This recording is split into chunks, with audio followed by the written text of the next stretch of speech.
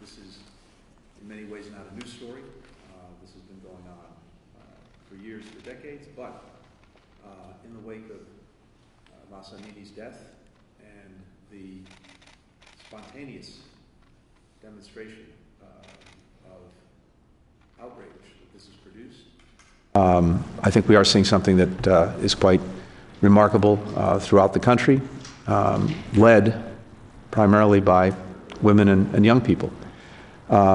This denial of fundamental rights, fundamental freedoms, is something that the United States has long worked against, as have many other countries around the world. But first and foremost, this is the Iranian people standing up with extraordinary courage for the rights that are being denied them. We've worked to support those who are standing for their fundamental freedoms despite the efforts of the regime to deny them the ability to assemble, to speak freely, to communicate with each other.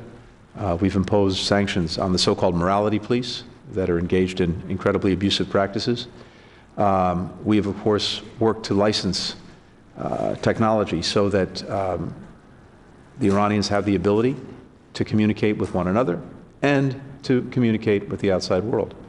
But today, I was especially eager to hear from colleagues who've themselves, in many different ways, been on the front lines of the struggle for fundamental freedom and fundamental rights in Iran, to hear from them, to listen to them, to learn from them.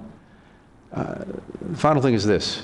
I know that the Iranian regime will try to paint this and other expressions of solidarity with those standing up for their freedoms as evidence that these protests are somehow made outside of Iran and the work of others. And if that's the case, if they genuinely believe that, they fundamentally do not understand their own people.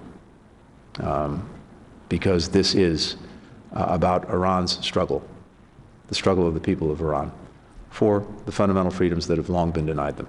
That's what this is about, and the sooner the regime understands that and acts on that, the better everyone will be.